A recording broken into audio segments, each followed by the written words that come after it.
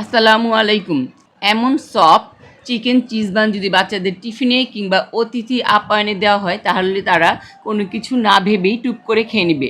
Cook and kids with রুমানার পক্ষ থেকে আমি রুমানা আজ আপনাদের সামনে হাজির হয়েছি চিকেন চিজ বানের রেসিপি নিয়ে। তাহলে চলুন চিকেন চিজ বান বানানো শুরু করি। প্রথমে আমি বানের প্রিপারেশনে চলে যাচ্ছি। দিয়ে দিচ্ছি 2 কাপ ময়দা। উঁচু করে ভরে আমি 2 কাপ ময়দা নিয়ে নিয়েছি। এটা প্যাকেটের ময়দা। ইনস্ট্যান্ট ইস্ট দিয়ে দিচ্ছি 1 চা চামচ, চিনি 2 চা চামচ, লবণ দিয়ে দিয়েছি হাফ চা চামচের মতো। লবণটা আপনার স্বাদ অনুযায়ী দিবেন। আর একটা ডিমের কুসুমটা রেখে আমি সাদা অংশটা দিয়ে দিব।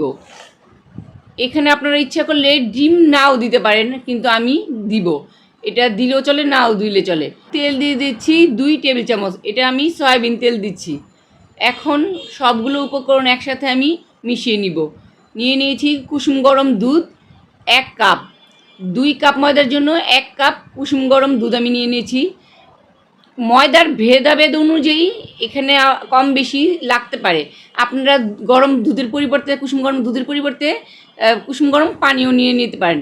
আমি হাতে যেন না লেগে যায় সেজন্য আরেকটু তেল নিয়ে ভালোভাবে ডোটা তৈরি করে নিচ্ছি।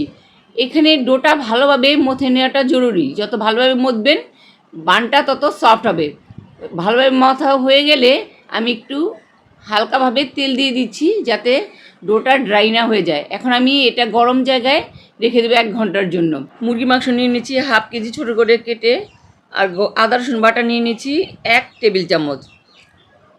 গরম মশলার গুঁড়া হাফ চা চামচ, জিরার গুঁড়া 1 চা চামচ, ধনিয়ার গুঁড়া 1 চা চামচ, কালো গোলমরিচের গুঁড়া হাফ চা চামচ, আর মরিচের গুঁড়া দিয়ে দিচ্ছি 1 চা চামচ, হলুদের গুঁড়া 1 চা চামচ, আর সয়া সস দিয়ে দিলাম 2 চা চামচ। সেই সাথে এর মধ্যে দিয়ে দিচ্ছি পেঁয়াজ কাটা কিছুটা। পেঁয়াজ আমি 3টার মতো এখানে দিয়ে দিয়েছি কুচি করে।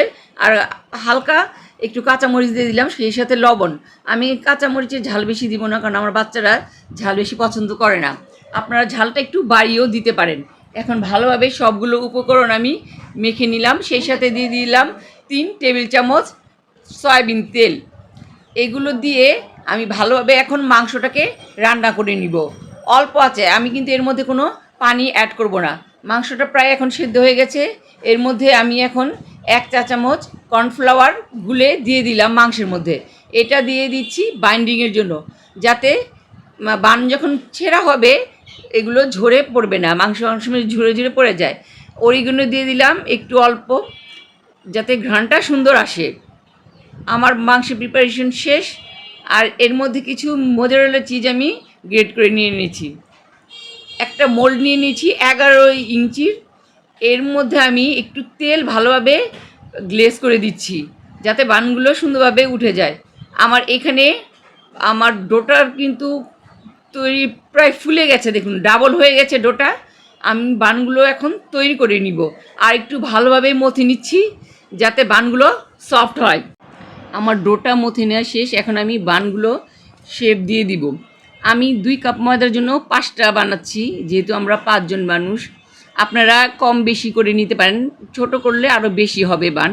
দেখুন আমার বানের সাইজগুলো কিন্তু খারাপ হয়নি। আমি হাতের সাহায্যে সুন্দরভাবে গোল করে নিচ্ছি। সুন্দরভাবে গোল করে নেওয়াতে বানগুলো সুন্দর গোল শেপে আসবে। দেখুন এটা আসলে বলার কিছু না, আর চোখে দেখার বিষয়, আপনারা দেখে নিন। আমি এর মধ্যে এখন পুরগুলো দিয়ে দিচ্ছি। চিকেন দিয়ে দিলাম, সেই সাথে চিজ দিয়ে দিলাম। চিজটা আপনারা ইচ্ছা অনুযায়ী দিবেন, বেশি চাইলে বেশি, কম চাইলে কম। আমি মোটামুটি মানে অনেক বেশিও দিচ্ছি না, কমও দিচ্ছি না, ভালোভাবে আমি সিল করে দিচ্ছি। দেখুন বলতে বলতে কিন্তু আমার কথা বলতে বলতে একটা বান কিন্তু হয়ে গেল তৈরি করা সুন্দরভাবে। বেশ বড় সড়ো বানই কিন্তু আমি তৈরি করে নিয়েছি। আমি সেই সাথে আরেকটা আপনাদের দেখিয়ে দিচ্ছি। দেখুন কিভাবে আমি করছি। মাছের অংশটা বেশি প্রেস করতে যাবেন না, তাহলে কিন্তু খুলে আসবে। চিকেন দিলে তখন দেখে যাবে যে চিকেনগুলো বের হয়ে আসছে। আমি এর মধ্যে আবারও চিজ দিয়ে দিলাম চিকেনের সাথে সাথে। আবার পুরটাকে দেওয়া হয়ে গেলে সিল করে দিচ্ছি। আমার আরেকটা বানও কিন্তু বানানো হয়ে গেল। এভাবে আমি সবগুলো বান তৈরি করে নিয়েছি। আমি এখন আধা ঘন্টার জন্য এটা রেস্টে রাখবো। ভালোভাবে ঢেকে রাখবো যেন কোনো বাতাস প্রবেশ করতে না পারে, এই দিকটা কিন্তু অবশ্যই খেয়াল রাখতে হবে। আধা ঘন্টা পরে আমি ফিরে এসেছি, দেখুন আমার বানগুলো কিন্তু বেশ বড় হয়ে গেছে। আর ওই যে কুসুমটা রেখে দিয়েছিলাম, কুসুমটা আমি ভালোভাবে একটু নরম করে সুন্দরভাবে ফেটিয়ে নিয়েছি, নিয়ে লাগিয়ে দিচ্ছি যাতে বানের উপর সুন্দর কালার আসে। লাগানো শেষ, এর মধ্যে দিয়ে দিচ্ছি তিল। তিলটা অপশনাল, আপনারা ইচ্ছে করলে দিতেও পারেন, নাও দিতে পারেন, তবে দেখলে সুন্দর লাগে সেজন্যই। এখানে একটা হাঁড়ি আমি 20 মিনিটের জন্য গরম করে নিয়েছি, আমার হাঁড়িটা বেশ বড় সড়ো, এটা একটা ডেকচি। আর এর সুন্দর কালারের জন্য এর মধ্যে কিছুটা আমি ওয়েস্টেজ কাগজ দিয়ে দিচ্ছি, বাচ্চাদের আর কি লেখা কাগজ, কোনো ভালো কাগজ না। বসিয়ে দিলাম বানগুলো, আমি এখন 20 মিনিট এটাকে বেক করব। ভালোভাবে ঢেকে দিচ্ছি এবং সেই সাথে একটা বড় তোয়ালে দিয়ে ঢেকে দিচ্ছি যেন বাতাস ভিতরে ঢুকতে না পারে।